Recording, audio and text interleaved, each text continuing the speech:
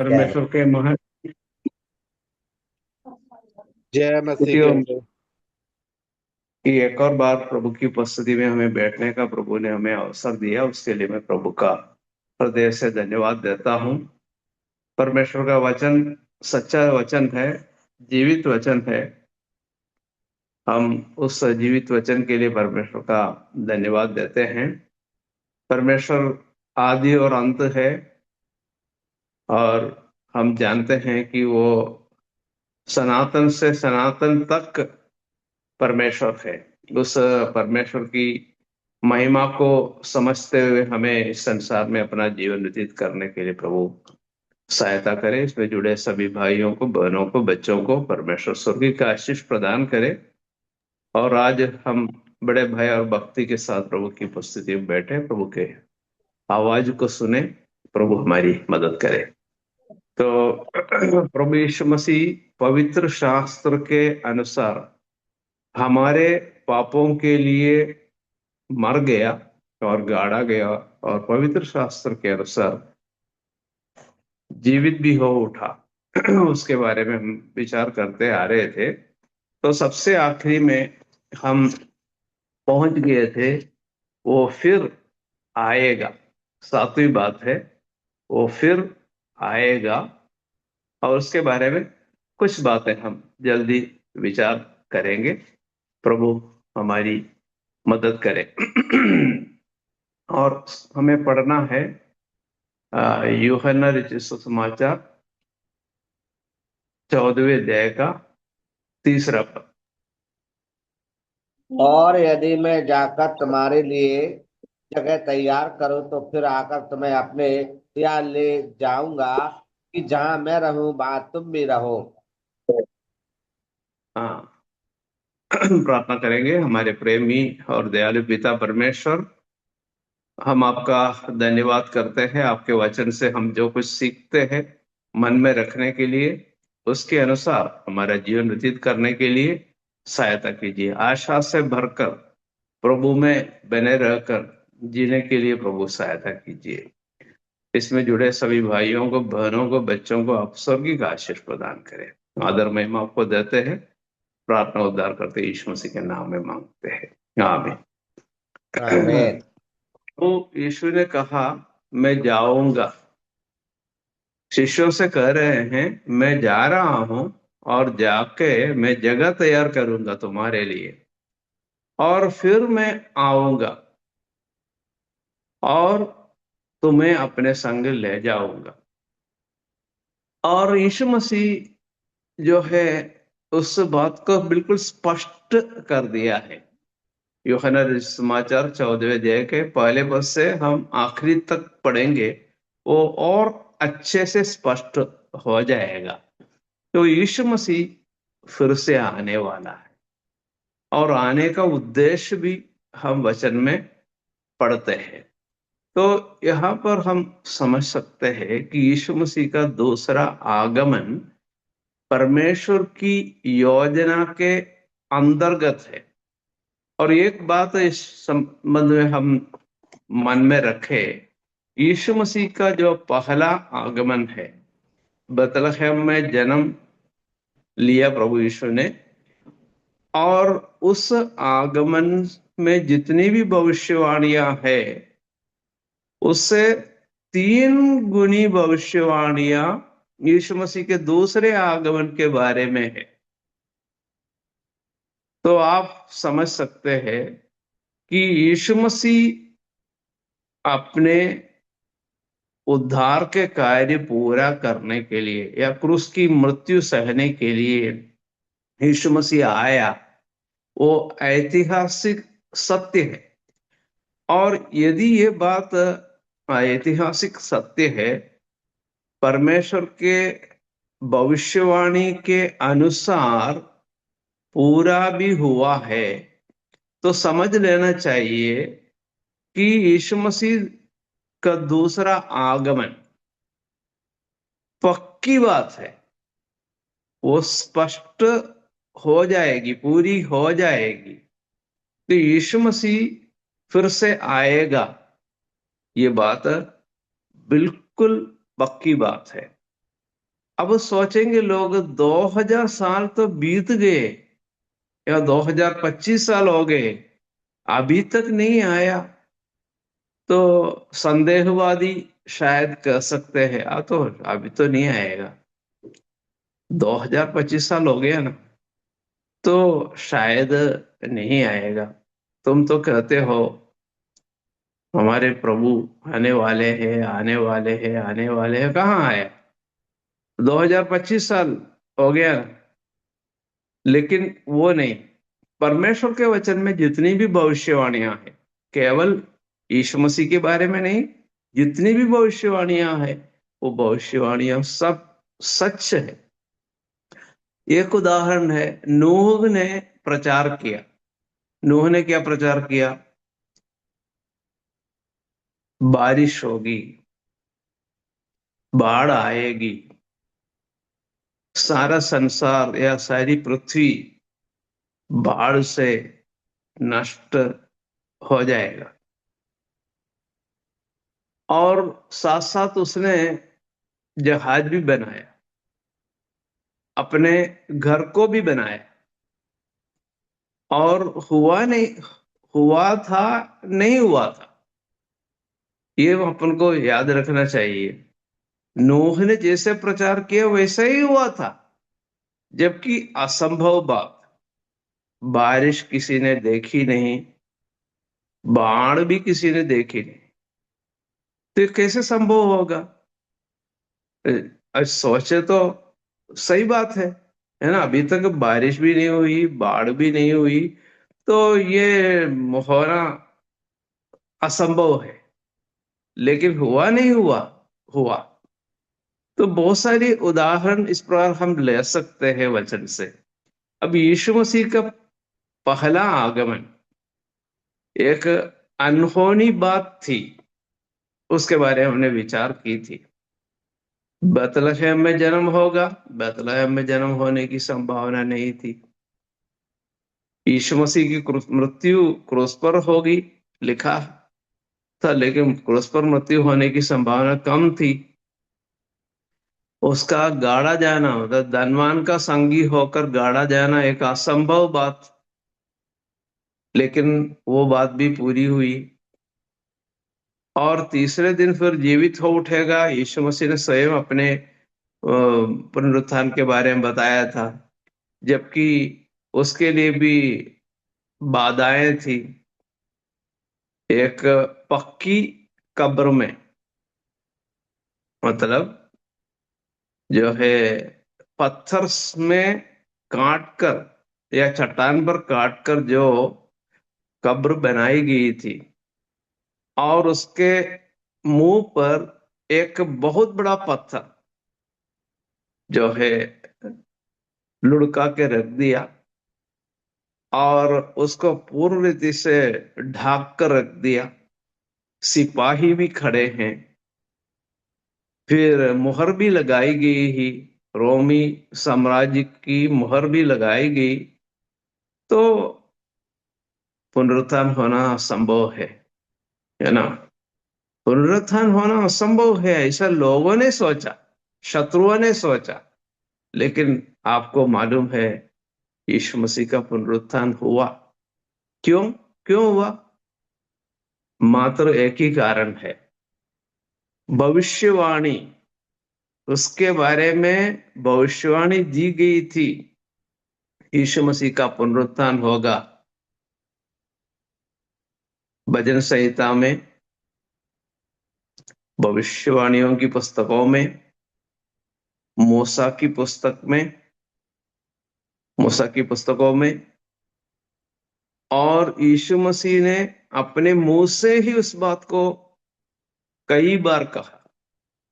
तो यीशु मसीह की मृत्यु के बारे में किसी प्रभु के दास ने गिन के देखा है, 255 बार यीशु मसीह की मृत्यु के बारे में नए नियम में है, यीशु मसीह की मृत्यु के बारे में बताया गया है।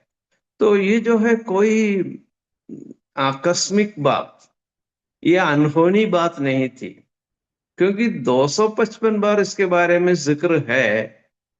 तो अब 255 छोड़िए, 55 बार हो तो भी क्या है, एक सच्चाई बता रहे हैं, है ना। तो हमको समझना चाहिए कि यीशु मसीह के बारे में जितनी बातें लिखी गई थी भविष्यवाणी के रूप में, सब पूरी हो गई। अब यीशु मसीह फिर से आएगा, ये बात क्यों ना पूरी होगी?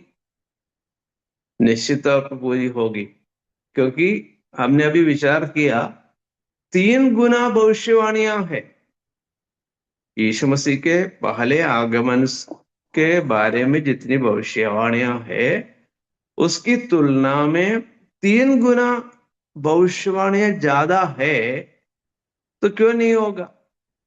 होगा। विश्वासियों को समझना चाहिए यीशु मसीह फिर से आएगा, पक्की बात है। अच्छा, तो यीशु मसीह ने स्वयं कहा, मैं जा रहा हूं, मैं आऊंगा, तुम्हें अपने संग ले जाऊंगा। और दूसरा प्रमाण आप देख लीजिए, प्रेरितों के काम 1:11 में क्या लिखा है? प्रेरितों के काम 1:11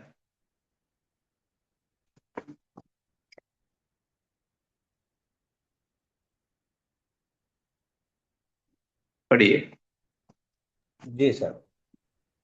और उनसे कहा, हे गलीली पुरुषों, तुम क्यों खड़े आकाश की ओर देख रहे हो?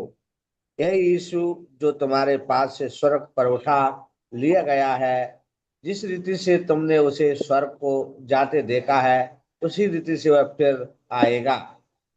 आएगा, उसी रीति से वो फिर आएगा।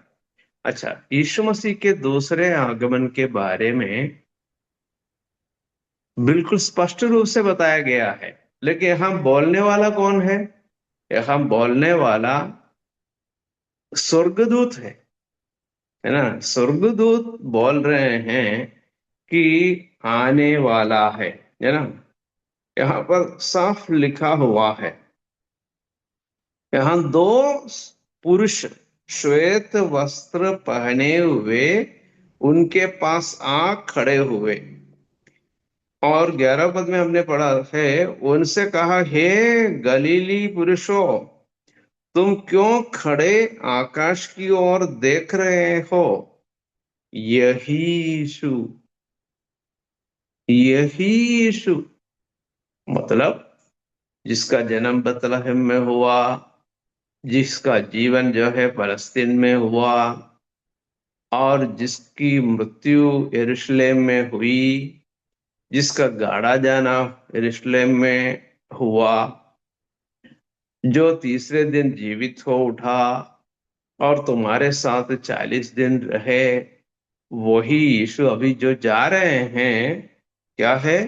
यही यीशु, दूसरा यीशु नहीं, यही यीशु जो तुम्हारे पास से स्वर्ग पर उठा लिया गया है। यीशु मसीह स्वर्ग पर उठा लिया गया। फिर क्या लिखा है? जिस रीति से, किस रीति से आएगा? जिस रीति से तुमने उसे स्वर्ग को जाते देखा है, तुमने देखा ना, उसी रीति से वह फिर आएगा। कितना शब्द स्पष्ट शब्दों का इस्तेमाल किया है। यहां पर नहीं लिखा है शायद आएगा, ऐसा नहीं। यीशु मसीह के बारे में जितनी भी भविष्यवाणियां है, वहां शायद शब्द नहीं है। शायद शब्द नहीं है कि आपको असमंजस में डाल दिया, शायद आएगा, हाँ आने की संभावना है। नहीं नहीं, इस प्रकार की बात वचन में हम कहीं नहीं देखते, बिल्कुल साफ है। तो भी संदेहवादी जो है उसके ऊपर कलंक लगाने की कोशिश करते हैं। इसलिए हमें उस बात को अच्छी रीति से समझने की आवश्यकता है। वो फिर से आएगा, ऐसा लिखा है। तो यहां बोल रहे हैं स्वर्गदूत, साधारण कोई व्यक्ति नहीं बोल रहे। परमेश्वर ने अपने स्वर्गदूतों को भेजा कि ये उस बात को और पक्की कर दे। इसकी समझाइश यीशु मसीह ने पहले दी थी, शिष्यों को दी थी, मैं जाऊंगा आऊंगा, ऐसा प्रभु ने पहले कहा था। लेकिन अब स्वर्गदूत कह रहे हैं कि यही यीशु जो तुम्हारे पास से स्वर्ग पर उठा लिया गया है, जिस रीति से तुमने उसे स्वर्ग को जाते देखा, उसी रीति से वो फिर आएगा, उसी रीति से वो फिर आएगा। और इसलिए शिष्यों ने यीशु मसीह के लिए कष्ट सहा, दुख उठाया। और आपको मालूम है, यीशु मसीह के 12 चेलों में से केवल यूहन्ना ऐसा चेला है जिसकी मृत्यु साधारण रीति से हुई, बाकी सभी शहीद हुए। बाकी सभी शिष्य शहीद हुए, या जो प्रेरित लोग कहलाए जाते हैं, उनमें से 11 लोगों के बारे में हम पढ़ते हैं, वे सब शहीद हुए। केवल एकमात्र यूहन्ना, यूहन्ना की मृत्यु वृद्धावस्था में एक साधारण सी मृत्यु हुई। क्यों ऐसा? क्यों वे लोग शहीद होने को तैयार हो गए? पीछे क्यों नहीं हटे? पतरस, जिसने यीशु मसीह को एक बार इनकार किया, लेकिन पुनरुत्थान के बाद जो है बहुत जोरदार सेवा की, प्रभु की महिमा के लिए वो खड़े रहे, कष्ट सहने को तैयार हुए, बंदी गृह में रहे, मारपीट सहे, ये सब सहने के लिए क्यों तैयार हो गए? यहां तक मृत्यु भी हुई तो भी पीछे नहीं हटा। तो इसका कारण क्या है? उनके पास एक आशा थी। क्या आशा थी? यीशु मसीह आएगा, हम जाएंगे यीशु मसीह के साथ, उस उत्तम देश में जाएंगे, रहेंगे प्रभु के साथ, हमेशा के लिए रहेंगे। ये आशा प्रभु ने उनको दी थी। इसी कारण उन्होंने उन कष्टों को सहा, दुखों को उठाया। याद रखना, अब हम 3 पद प्रकाशित वाक्य से पढ़ने जा रहे हैं, तब आपको और स्पष्ट समझ में आएगा। प्रकाशित वाक्य अध्याय 22, उसका 7, 12 और 20, 3 पदों को हम अब पढ़ के सुनेंगे। कोई भी भाई पढ़ के मदद करे। प्रकाशित वाक्य अध्याय 22 का 7 पढ़ेंगे, 12 पढ़ेंगे, 20 पढ़ेंगे। यस। देख मैं शीघ्र आने वाला हूँ। धन्य है जो इस पुस्तक की भविष्यवाणी की बातें मानता है। देख मैं शीघ्र आने वाला हूँ और हर एक के काम के अनुसार बदला देने के लिए प्रतिफल मेरे पास है। 20। जो इन बातों की गवाही देता है वह यह कहता है, हाँ मैं शीघ्र आने वाला हूँ। आमीन। हे प्रभु यीशु आ। अच्छा, यहाँ आखिरी पन्ना है। बाइबल के आखिरी पृष्ठ में हम आए हैं। क्या लिखा है? यीशु मसीह आएगा नहीं आएगा? क्या लिखा है? आएगा। 3 बार, एक बार नहीं, 3 बार। तो कितनी अच्छी बात है कि स्पष्ट रूप से किसी के मन में कोई शंका, अर्थ शंका भी नहीं छोड़ते। हाँ, आएगा नहीं आएगा अपन को मालूम नहीं भाई, है क्या करें, शायद तो नहीं आएगा, ऐसा किसी को सोचने का भी तिल मात्र भी अवसर नहीं दिया। तो यीशु मसीह के बारे में क्या लिखा? देख, कौन बोल रहा है ये भी ध्यान रखना। पहले हमने देखा स्वर्गदूत बोल रहे हैं, यीशु मसीह ने भी बोला कि यूहन्ना सुसमाचार 14वें अध्याय में यीशु मसीह ने स्वयं कहा था। लेकिन यहाँ यीशु मसीह सबसे आखिरी में फिर से कहा, यूहन्ना को दर्शन देकर कहा, क्या बोल रहे? मैं शीघ्र आने वाला हूं। क्या कोई डाउट है? कोई संदेह है? बिल्कुल नहीं है, कोई शंका नहीं है। मैं शीघ्र आने वाला हूं। धन्य है वह जो इस पुस्तक की भविष्यवाणी की बातें मानता है। परमेश्वर के वचन को मानना चाहिए। मैं आने वाला हूं, तुम परमेश्वर मेरे वचनों को मानो। 12 पद में लिखा है, फिर से लिखा, देख मैं शीघ्र आने वाला हूं और हर एक के काम के अनुसार बदला देने के लिए प्रतिफल मेरे पास है। मेरे पास प्रतिफल है, तुमको मैं प्रतिफल दूंगा। तो प्रभु की सेवा करते रहने की आवश्यकता है। आने वाला हूं। फिर 20वें पद में हमने फिर से पढ़ के देखा, जो इन बातों की गवाही देता है वह यह कहता है, हाँ मैं शीघ्र आने वाला हूं। आमीन। प्रभु यीशु मसीह कहते हैं, मैं शीघ्र आने वाला हूं। आमीन। सत्य है। आमीन शब्द का अर्थ है, मैं जो कह रहा हूं सत्य है। ठीक है। फिर क्या बताया? अब चेला बता रहा, यूहन्ना बता रहा है, हे प्रभु यीशु आ, हे प्रभु यीशु आ। तो मैं तैयार हूं।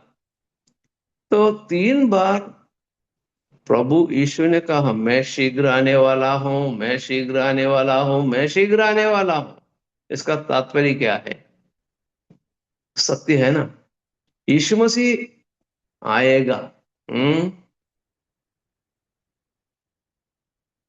यीशु राजा आएगा, बहुत जल्दी आएगा आसमान पर ले जाने को हमको। यीशु राजा आएगा, बहुत जल्दी आएगा आसमान पर ले जाने को हमको। यीशु मसीह आएगा, हमें आसमान में ले जाएंगे। ठीक है। तो यीशु मसीह आएगा, उसके लिए गिनी चुनी आयतों को हमने अभी देखी है। तो यीशु मसीह आएगा, बहुत सारे पद मैंने पहले बताया था कि यीशु मसीह के दूसरे आगमन के बारे में 3 गुनी या तिगुनी भविष्यवाणियां है। तो इनमें से 2-3 हमने अभी चुनकर आपके सन्मुख रखा है। देखो, इब्रानियों की पत्री 10 का 37 भी सबसे आखिरी में पढ़ेंगे। इब्रानियों की पत्री 10 का 37।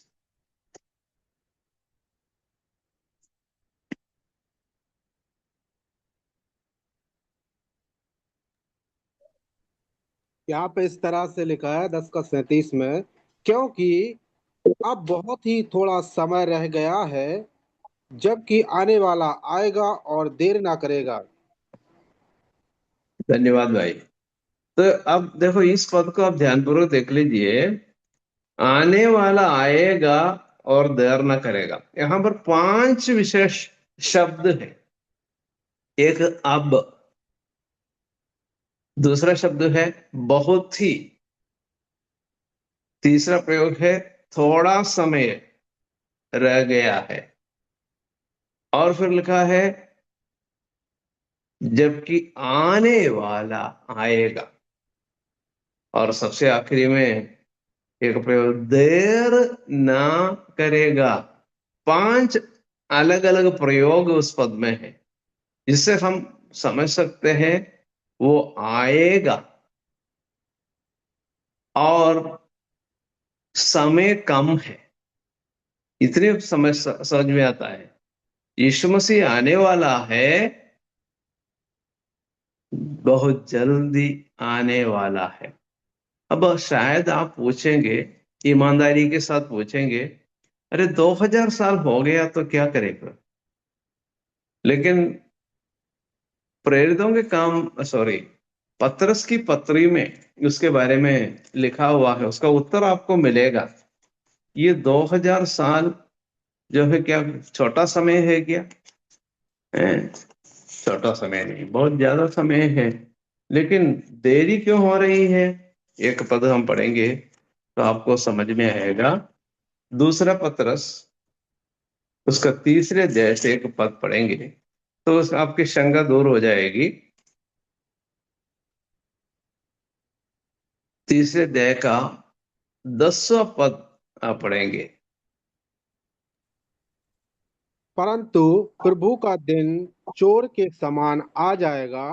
उस दिन आकाश बड़ी हड़हड़ाहट के शब्द से जाता रहेगा और सप्त होकर पिघल जाएंगे और पृथ्वी और उस पर के काम जल जाएंगे। अच्छा, अब 8वां पद पढ़िए। हे प्रियो, यह बात तुमसे छिपी ना रहे कि प्रभु के यहाँ एक दिन 1000 वर्ष के बराबर है और 1000 वर्ष एक दिन के बराबर है। अब समझ में आया, व्याख्या की जरूरत नहीं है। यह बात तुमसे छिपी न रहे कि प्रभु के यहाँ एक दिन 1000 वर्ष के बराबर है। एक दिन, एक वर्ष नहीं, एक दिन 1000 दिन के बराबर है। उल्टे में उस बात को फिर से बताया है, 1000 वर्ष एक दिन के बराबर है, 1000 दिन एक दिन के बराबर है।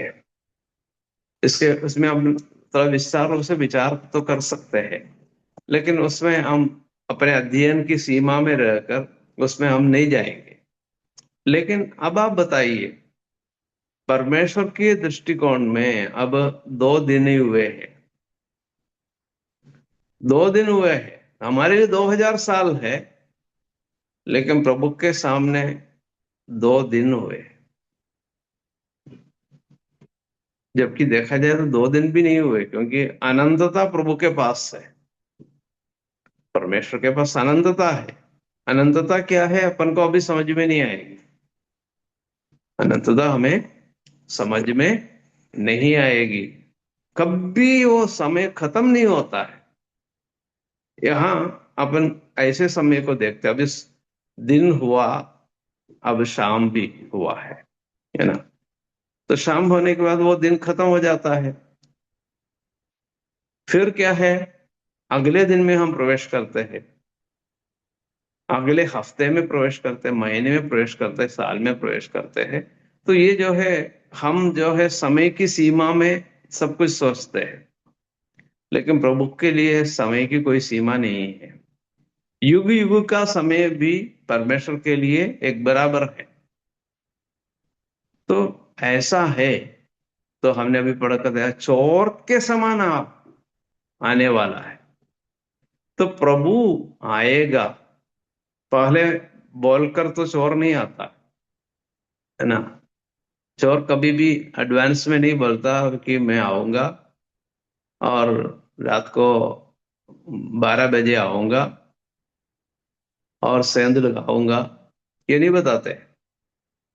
तो यहाँ चोर का जो शब्द का इस्तेमाल किया गया है, वो पहले बोलकर तो नहीं आता, और चोर है, चोर बताता नहीं। लेकिन प्रभु यीशु मसीह के बारे में ऐसा क्यों बताया गया है कि वो आएगा, लेकिन वहां तुलना करके बताया है, चोर के समान आएगा। इसका मतलब है वो समय की जो निश्चयता हम नहीं बता सकते हैं, कौन से तारीख को आएगा, कौन से समय में आएगा, वो प्रभु एडवांस में नहीं बताते हैं।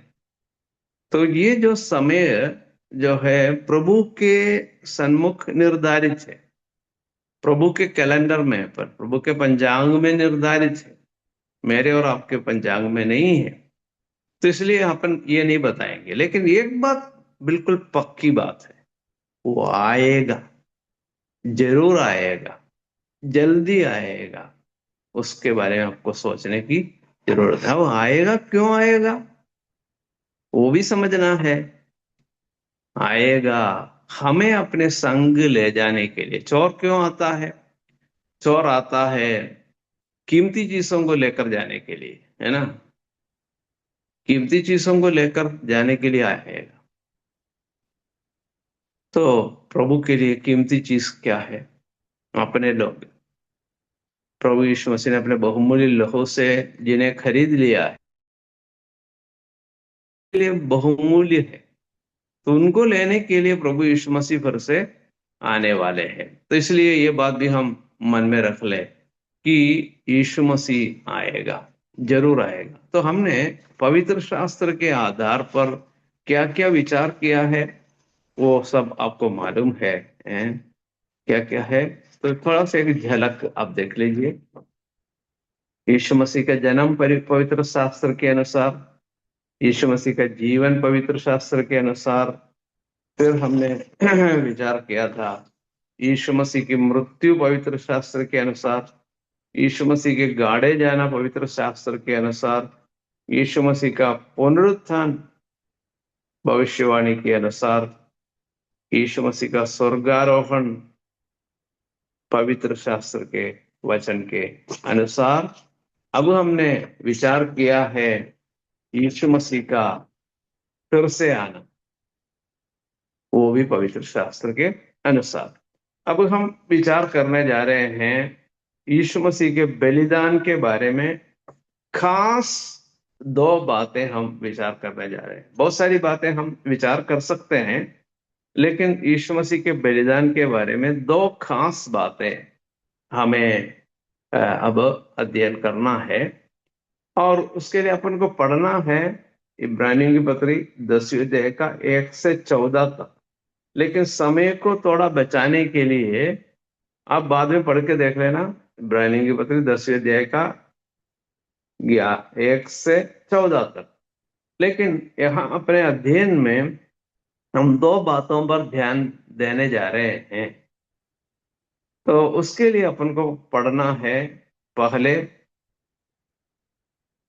इब्रानियों की पत्री 10वीं अध्याय का 10वां पद, फिर 10 का 11 पद।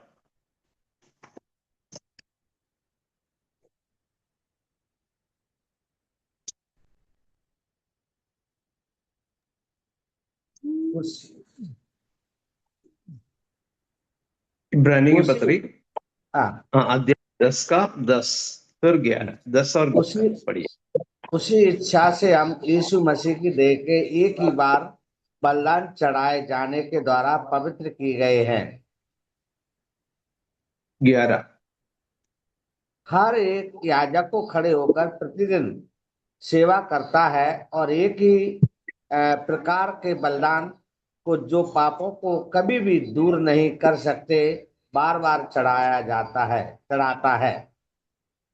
अच्छा, देखो, पुराने नियम के बलिदानों के बारे में, नए नियम के बलिदान के बारे में हम यदि ध्यानपूर्वक देखें तो ये एक अंतर आपको समझ में आएगा। देखो, पुराने नियम में बार बार बलिदान हुआ करता था, बार बार। लेकिन नए नियम में एक ही बार हुआ। यीशु मसीह का बलिदान एक बार हुआ है, एक ही बार हुआ है, बार बार होने वाला बलिदान नहीं है। तो पुत्र का बलिदान के बारे में सबसे पहली खास बात क्या है? वो एक बार हुआ है और क्या किया? पवित्र किया, है ना। वहां पे उस 10वें पद का 10वें अध्याय का 10वां पद थोड़ा सा आप ध्यानपूर्वक देख लीजिए। आपके बाइबल खुली हुई है, पढ़ के देख लीजिए। उसी इच्छा से हम यीशु मसीह की देह के एक ही बार बलिदान चढ़ाए जाने के द्वारा पवित्र किए गए हैं। देखो, पवित्र किए जाएंगे ऐसा नहीं, पवित्र किए गए हैं। हो गया वो काम। यीशु मसीह के द्वारा जो पवित्रता हमें मिलनी चाहिए वो मिल गई है, पवित्र किए गए हैं। लेकिन 11वें पद में लिखा है हर एक याजक तो खड़े होकर प्रतिदिन प्रतिदिन सेवा करता है और एक ही प्रकार के बलिदान को जो पापों को कभी दूर नहीं कर सकता, पापों को कभी दूर नहीं कर सकता, क्या करता है? बार बार चढ़ाता है। देखो, ये दोनों पद मिला के देखने पर हमको समझ में आता है पुराने नियम के बलिदानों के द्वारा जो कि प्रतिदिन किया जाता है और बार बार किया जाता है, पापों को क्या नहीं कर सकता, कभी भी पापों को कभी भी दूर नहीं कर सकता। तो हम क्या देखते हैं कि बलिदान पुराने नियम के और बलिदान नए नियम के दोनों तुलना करके करने पर आपको समझ में आएगा यीशु मसीह का बलिदान जो है एक सिद्ध बलिदान है, एक सिद्ध बलिदान है, और पूर्ण रीति से एक व्यक्ति का पाप दूर किया जाता है। यूहन्ना बपतिस्मा देने वाले ने यीशु मसीह को देखकर क्या कहा था? देखो, ये परमेश्वर का मेमना जो जगत का पाप उठा ले जाता है। देखो, परमेश्वर का मेमना जो जगत का पाप उठा ले जाता है। पापों को उठा ले जाना, पापों को दूर करना, ये यीशु मसीह के बलिदान से संभव हुआ है। इसलिए अब बलिदान की आवश्यकता नहीं है। अब किसी प्रकार के बलिदान की जरूरत नहीं है। किसी जानवर को और लेकर, उसके लहू को लेकर और वो चढ़ाने की जरूरत नहीं है। यीशु मसीह का बलिदान एक ही बलिदान के द्वारा सर्वदा सिद्ध कर दिया है। बार बार बलिदान की जरूरत नहीं है। तो अब पुत्र के बलिदान के विशेषता आपने अभी यहां पर पढ़ के देखा है। ठीक है, पवित्र किया एक ही बार। पुराने नियम में बार बार चढ़ाते थे, लेकिन फिर भी पापों को कभी दूर नहीं कर सकते थे। अच्छा, दूसरा प्रयोग आप देख लीजिए, 10वें अध्याय का 14वां पद पढ़ के देख लीजिए। तीसरा जो है, दूसरी बात क्या है? क्योंकि उसने हाँ, एक ही चढ़ावे के द्वारा उन्हें जो पवित्र किए जाते हैं सर्वदा के लिए सिद्ध कर दिया है। हाँ, आपको तुलना करके देखना है। कौन सा पद? 10 का 1। क्योंकि व्यवस्था जिसमें आने वाली अच्छी वस्तुओं का प्रतिबिंब है, पर उनका असली स्वरूप नहीं। इसीलिए उन एक ही प्रकार के बलिदानों के द्वारा जो प्रतिवर्ष अचूक चढ़ाए जाते हैं, पास आने वालों को कदापि सिद्ध नहीं कर सकती। हाँ, देखो, कदापि सिद्ध नहीं कर सकती लिखा है ना। कदापि सिद्ध नहीं कर सकती। तो यहां पर भी लिखा है कभी भी पापों को दूर नहीं कर सकता। यहां पर लिखा है कदापि सिद्ध नहीं कर सकती। अच्छा, ये बात आप ध्यान देने से आपको समझ में आएगा। एक महायाजक साल भर में अति पवित्र स्थान में प्रवेश करता है। मतलब महा पाप बलि चढ़ाता है। मतलब वो साल भर में एक बार चढ़ाते हैं। जिसके बारे में आपको सीखना है तो आप लेवीय व्यवस्था 16वें अध्याय को पढ़ के देख ले। वहां पर हम पढ़ते हैं महायाजक अकेले एक बार साल में वहां प्रवेश करता है। क्या करता है? वो अपने लिए पहले बलिदान करता है, फिर जनता के लिए, मतलब इस्राएल के लोगों के लिए एक बलिदान चढ़ाता है, और उस लहू के साथ क्या करता है? अति पवित्र स्थान में जाता है। एक बार वर्ष में एक बार जाता है, और इसलिए लिखा है प्रतिवर्ष अचूक चढ़ाया जाता है। लिखा है प्रतिवर्ष। अपन ने पहले पढ़ के जो देखा था 10 का 11 में प्रतिदिन के बारे में बताया गया है, यहाँ प्रति वर्ष के बारे में बताया गया है। प्रति वर्ष अच्युत चढ़ाए जाते हैं।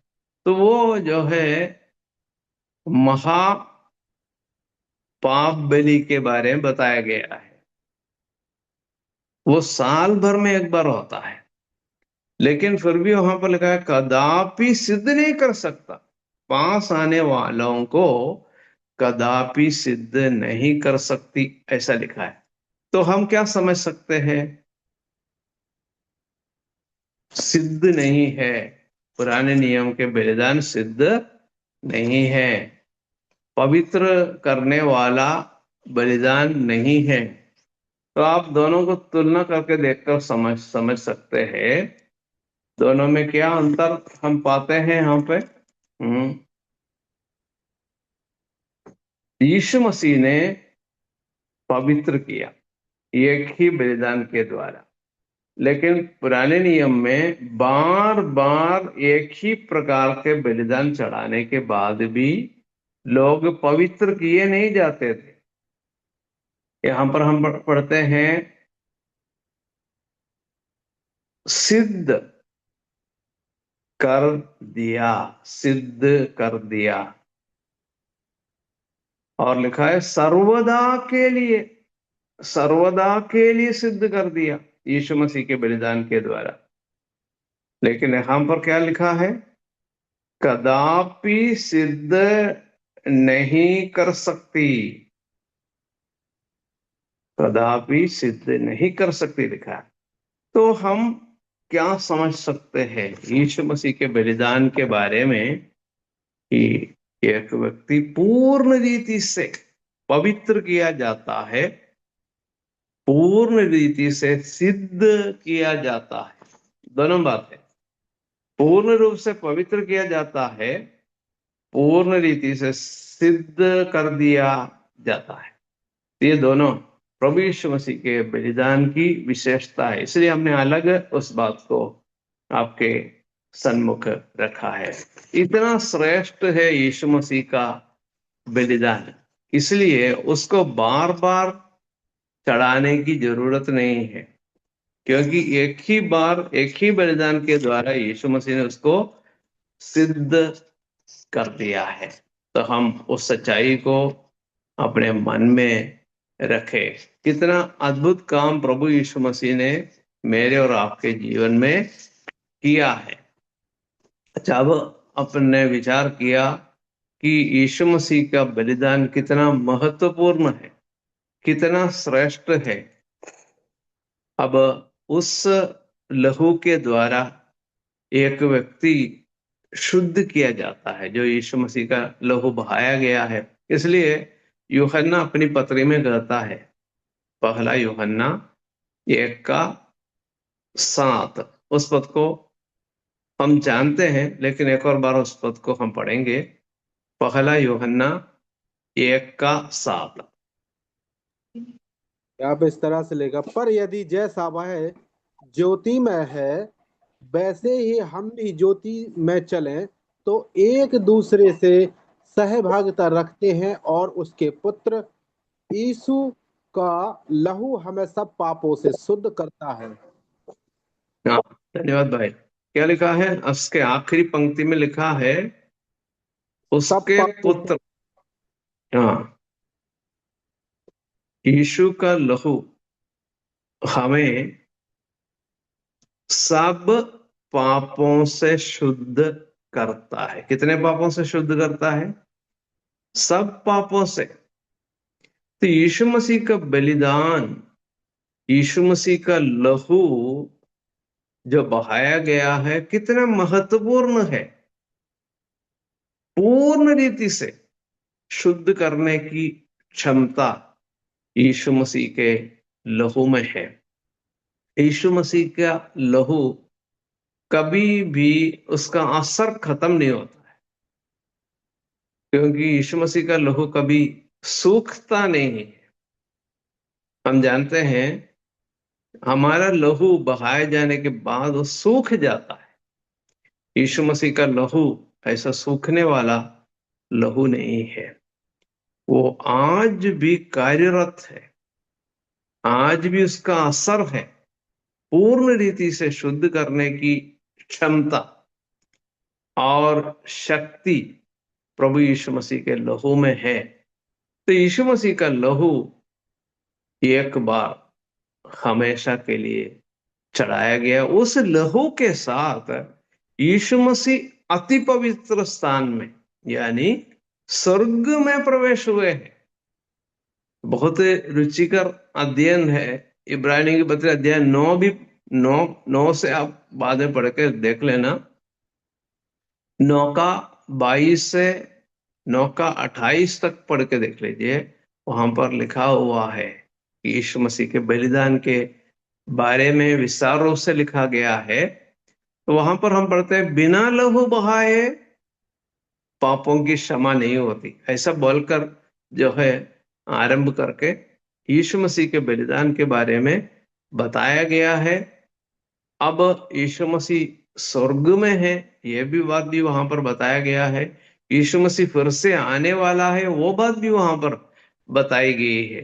तो बाद में पढ़ के देख लेना, कितने अच्छी रीति से लेखक ने उस बात को हमारे सामने पेश किया है।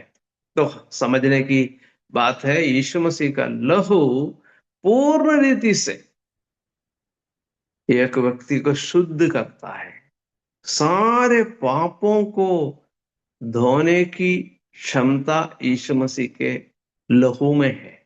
इसलिए जो कोई यीशु मसीह पर विश्वास करता है, उसके सारे पापों को धोकर शुद्ध करके उस व्यक्ति को प्रभु यीशु मसीह पिता के सामने पेश करता है। हाँ, देखो मेरे दास को, मेरे पुत्र को, अब देखो इसमें कलंक बिल्कुल भी नहीं है, पाप बिल्कुल भी नहीं है। यीशु मसीह एक व्यक्ति को धोता है अपने लहू से, पूर्ण रीति से धोकर शुद्ध करके परमेश्वर के सामने उस व्यक्ति को प्रस्तुत करता है।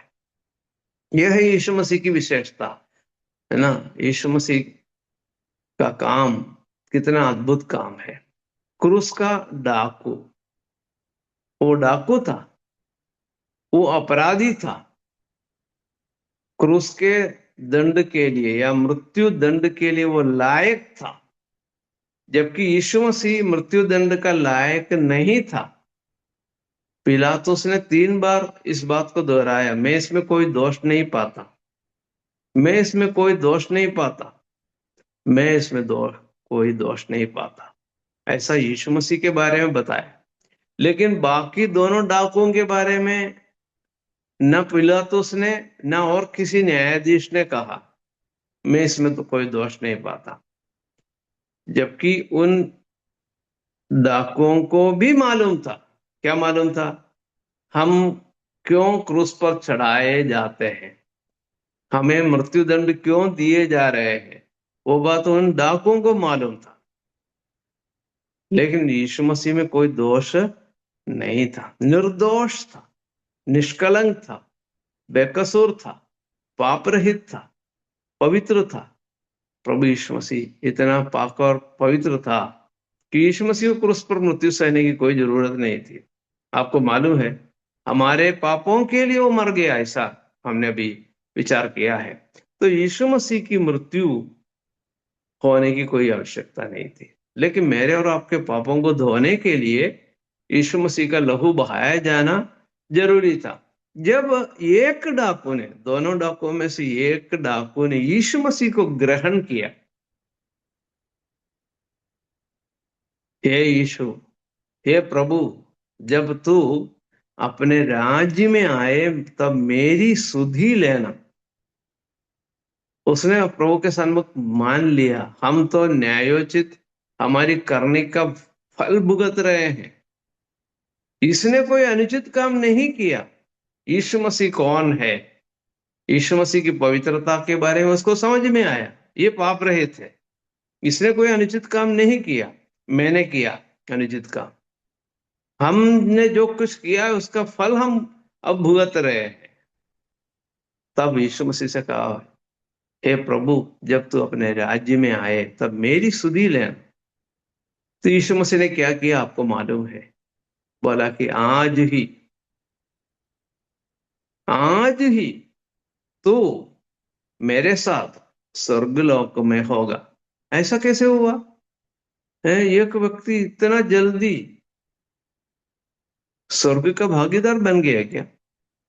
हम्म हम सोच रहे थे कि बहुत काम, अच्छे काम करना चाहिए, अच्छे अच्छे काम करके करके करके करके करके आखिरी में स्वर्ग में जाऊंगा, शायद जाऊंगा, फिर भी पक्का नहीं है। ऐसा मैं सोच रहा था, लेकिन यहां पर लिखा गया आज ही तू मेरे साथ स्वर्गलोक में होगा। एक डाकू से कह रहा है, कैसे हो गया? वो इसलिए हुआ कि यीशु मसीह का लहू उसके सारे पापों को क्या कर दिया? सारे पापों को शुद्ध कर दिया। यीशु मसीह का लहू उस व्यक्ति के सारे पापों को शुद्ध किया, इसलिए हुआ। पल भर में व्यक्ति स्वर्ग का भागीदार बन गया। इसका मतलब क्या है? अब एक पाप भी उस डाकू के जीवन में बचा नहीं, सारे पाप धुल गए, इसलिए हो गया।